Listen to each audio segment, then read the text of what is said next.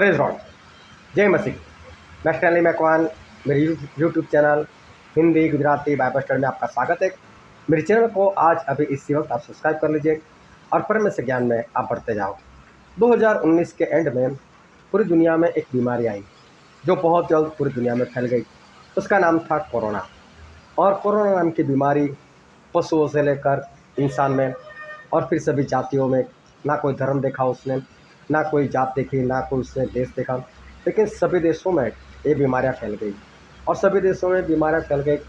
फिर उसकी वैक्सीन निकाली गई, लोगों ने वैक्सीन ली, फिर भी उस बीमारी से मरते मरते तकरीबन 70 लाख लोग मर गए। क्या ऐसी कोई बीमारी फिर से आ रही?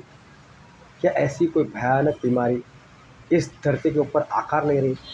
जैसे बाइबल में तो लिखा ही है कि प्रभु यीशु के आने से पहले बीमारियाँ आएगी और वो बीमारी जैसी वैसी नहीं होगी, वो बहुत भारी होगी। तो मैं बोलता हूँ, क्या ऐसी कोई भारी बीमारी आकार ले रही है? क्या ऐसी कोई भारी बीमारी बहुत जल्द फैलने वाली है? क्या होने वाला है, वो जानने के लिए मेरे साथ लगातार इस वीडियो में अंत तक बने रहो।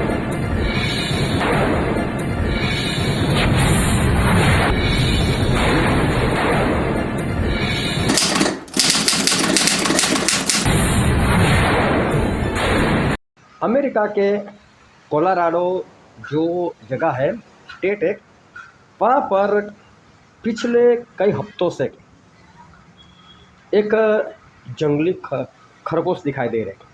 और जंगली खरगोश ऐसे हैं कि जिनके सर के ऊपर सींग निकले हुए और वो लोगों के घर के पीछे वाले हिस्से में आसपास वो नज़र आ रहे।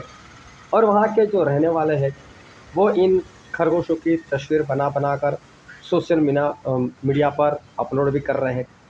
और वो पूछ रहे हैं कि ये है क्या, आखिर इन खरगोशों को क्या हुआ है, इनके सर के ऊपर या और कहीं ये सींग जैसा क्या निकलता आ रहा है। अब पता लगाने पर ये पता चला है कि यह एक वायरस है जो खरगोशों में ऐसे सींग पैदा कर देता है और वो सींग धीरे धीरे बढ़ता भी है। और देखो तो ये एक ऐसा वायरस है जिसको कैंसरस वायरस कहा जाता है। कैंसरस वायरस मतलब कि ये कैंसर वाला वायरस है। और वहाँ के लोगों का मतलब जो अमेरिका के बड़े लोग जो है नेता लोग, उनका कहना ऐसा है कि इन खरगोशों के नज़दीक ना जाओ और ना ही इनको पकड़ने की कोशिश करो। ये बीमारी जिसे पापिलोमा वायरस कहा जाता है, यह कहीं आपको ना लग जाए। लोग इन खरगोशों को पकड़ने की कोशिश कर रहे हैं क्योंकि 1930 में अमेरिका में ऐसे खरगोश पहले भी देखे गए थे। उस वक्त भी लोगों ने इन खरगोशों को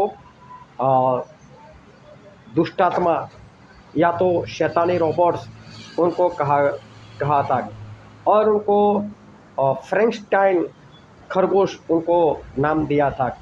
आज भी लोग इस खरगोश को शैतानी खरगोश या तो फ्रैंकेनस्टाइन रोबोट्स ही कह रहे हैं। इसकी वजह 17वीं सदी की एक लोक कहानी है।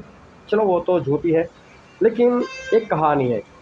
और ये कहानी क्या है, और उसका जो अभी अमेरिका का प्रेसिडेंट बना हुआ है ट्रंप, और ट्रंप एक वैक्सीन बना रहा है, उसके साथ उस कहानी का क्या ताल्लुक़ है, क्या यह बीमारी, वो मैं अभी आपको बताने वाला हूँ। क्या यह बीमारी अगला पेंडेमिक बन सकती है? क्या यह बीमारी कोरोना वायरस की तरह फैल सकती है? चलो तो वक्त ही बताएगा। लेकिन ये फ्रैंकेनस्टाइन का मतलब क्या होता है, आप इतना जान लो कि फ्रैंकेनस्टाइन क्या है, तो आगे की बातें समझने में आपको आसानी रहेगी। फ्रैंकेनस्टाइन का मतलब है कि एक ऐसा शख्स जो कुछ बनाता है और जो चीज़ उसने बनाई वही उसके लिए खतरा बन जाता है। समझ लो कि जैसे कि हमारे परमेश्वर ने बनाया था तो एक इंसान, पवित्र इंसान बनाया था, लेकिन वो शैतान बन गया और वही आज परमेश्वर के खिलाफ हो गए, तो उसको कहा जाता है फ्रैंकेनस्टाइन। तो ये जो खरगोश है उनको भी फ्रैंकेनस्टाइन रॉबर्ट्स इसीलिए कहा जाता है क्योंकि 17वीं सदी की लोक कहानी के आधार पर जैकलोप नामी एक शैतानी दुष्टात्मा है जो सिंगों वाले खरगोश की शक्ल में ज़ाहिर होता है। मतलब ये दुष्टात्मा जब भी दिखाई देता है तो ये मतलब एक कहानी है कि वो खरगोश की शक्ल में और सींग वाला खरगोश उसकी शक्ल में वो दिखाई देता है। खरगोश ऐसा ये खरगोश ऐसा है कि जो इंसान की आवाज़ को कॉपी कर कर बोल सकता है और उसे बुलाने के लिए उसको अगर एक ग्लास विस्की आप ऑफ़र कर दो तो फिर तो वो पीकर गाना भी सुना देता है। ऐसी ये एक कहानी थी। लेकिन ये कहानी जो है वो तो हम समझे कि चलो ये तो अफ़वाह है या तो ऐसे कोई कहानी बस जो ऐसे ही बना दी है लेकिन उसके पीछे कोई सच्चाई नहीं। लेकिन ऐसा सही में कोई खरगोश वो पहले था ही नहीं कि जो इंसानों की आवाज़ में बोल सके या जिसके सींग हो और वो जो विस्की पीकर गाना भी गा सकता हो, ऐसा कुछ नहीं है। लेकिन एक दुष्टात्मा है जिसका नाम कहा जाता है लिपस। वो अ, खरगोश की शक्ल में और वो भी सींग वाले खरगोश की शक्ल में ही वो ज़ाहिर होता है। और जो लोग खेत में काम करते हैं, जिनका खुद का खेत होता है, वो लोग इस दुष्टात्मा की पूजा करते हैं ताकि उनको ज़्यादा फसल मिले और वो लोग उसके लिए उसको इंसानी बलि भी देते हैं, ऐसा माना जाता है। बाद में यही जो शैतान है, जो सींग वाला खरगोश, उसके सींग हटाकर उसे जो आज लोग ईस्टर संडे मनाते हैं ना, तो ईस्टर नाम की एक देवी भी है। तो आज लोग उसको ये आकार दे दिया गया है और ऐसा माना जाता है ये खरगोश अंडे भी देता है, जबकि खरगोश कभी अंडे नहीं देता है, वो डायरेक्ट बच्चे जन्मता है। अब ये जो खरगोशों में अचानक ये पापिलोमा वायरस कैसे फैलने लग गया है? यह वायरस खरगोशों से इंसानों को क्या लग सकता है? क्या ये एक बड़ी बीमारी हो सकती है? तो सबसे पहले हमें तो ये पता होना चाहिए कि वायरस फैलता कैसा है। ये वायरस ऐसे फैलता है कि जब कोई किसी के साथ शारीरिक संबंध बनाता है तब। इसका मतलब खरगोश वो खरगोश के साथ जब शारीरिक संबंध बनाता है तभी ये वायरस फैलता है, उसके बिना ये वायरस नहीं फैलता। मतलब ये वायरस सांस लेने से या करीब होने से ये हरगिज नहीं फैलता, ऐसा माना जाता है। तो अगर ये खरगोश किसी इंसान को दिखाई दे तो सही में इंसान को इस बात से डरने की ज़रूरत नहीं।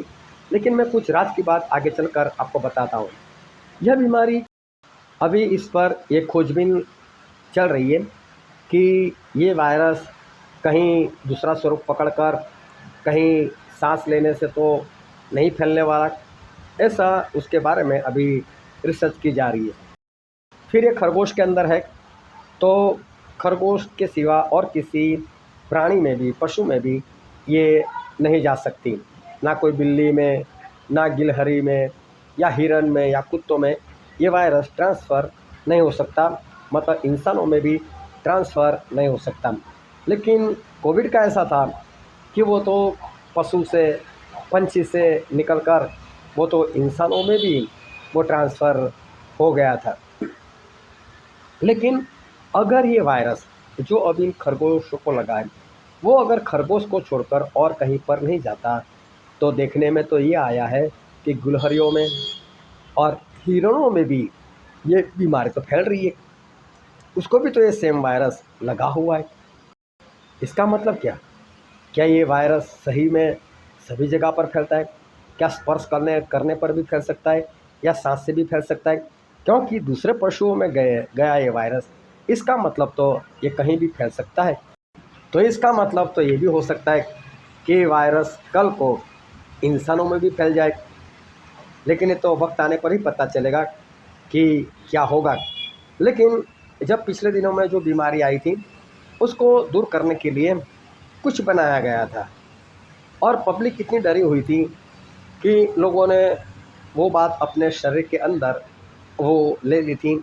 जो कुछ सरकार ने बनाया था उसको उन्होंने अपने अंदर ले लिया था। लेकिन जो डोनाल्ड ट्रंप है उसने एआई से वैक्सीन बनाने का एक प्रोजेक्ट है, टारगेट अनाउंस किया था। और अमेरिका के एआई इंफ्रास्ट्रक्चर लगाने के लिए 500 बिलियन इन्वेस्ट कर रहा है ये ट्रम्प। और उस प्रोजेक्ट में एआई वैक्सीन भी शामिल थी। तो क्या यह सब कुछ एआई वैक के लिए सब कुछ हो रहा है? क्या उसकी प्रमोशन के लिए ये वायरस कहीं से आ रहा है, या तो फिर कहीं पर बनाकर जानबूझकर उसको फैलाया तो नहीं जा रहा है?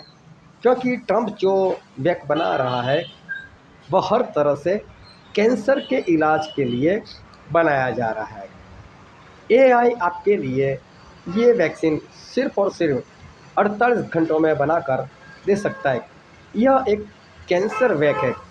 और अगर आप गौर करें तो पापिलोमा एक स्किन कैंसर बीमारी है जो ये खरगोशों में या हिरणों में या गुलहरियों में फैली है।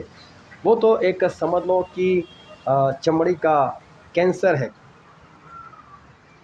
अभी मैं सब कुछ स्पष्ट नहीं बोल रहा हूँ, लेकिन आप सब कुछ समझ रहे होंगे कि मैं क्या कहना चाहता हूँ। क्योंकि खरगोशों से गुलहरियों में और गुलहरियों से हिरण में यह सेम बीमारी और फैलना शुरू हो गई, जो हमारे लिए अच्छे निशान नहीं है। अभी जो ड्रम पैक बना रहे हैं उसके अंदर नई नई टेक्नोलॉजी है, और वो टेक्नोलॉजी में सुनने में जो आया है वो ऐसा है कि उसमें छोटे छोटे रोबोट्स बनाकर उसमें डाल दिए जा रहे हैं, जिसे नैनोबॉट्स कहा जाता है। एक बार ये नैनोबॉट्स आपके शरीर में चले गए फिर ये कभी नहीं मरते।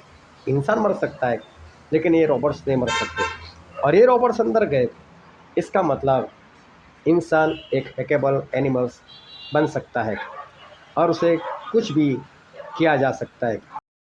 जब लोग डर जाते हैं तो सामने चलकर भी ये वैक वो लोग ले लेते हैं।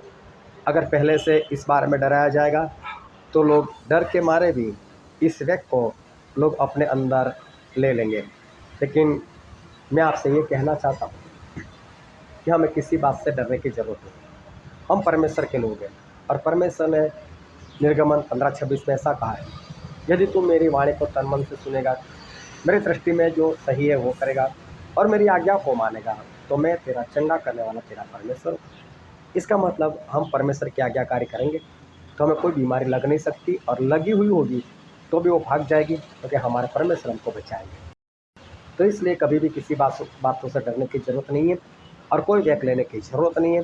बस परमेश्वर में लगातार बने रहो, चाहे कोई भी बीमारी आए, कैसी भी बीमारी आए, लेकिन हमें डरने की ज़रूरत नहीं, क्योंकि परमेश्वर का वचन ऐसा कहता है, तेरे दाहिने 10,000 और तेरे बाएं 1000 और तेरे दाहिने 10,000 आए तो भी वो तेरे पास नहीं पहुँचेंगे, और मरी तेरे तंबू के पास नहीं पहुँचेगी। तो बस इस बातों पर विश्वास करो, सच्चा बपतिस्मा ले लो, पवित्र आत्मा पालो, और पवित्र आत्मा पाकर उनके सामर्थ्य से परमेश्वर के वचन की आज्ञाकारी में बने रहो, ताकि आप बचाए जाओ। तो इस सब कुछ समझने के लिए परमेश्वर आपको आशीष दे। आमीन।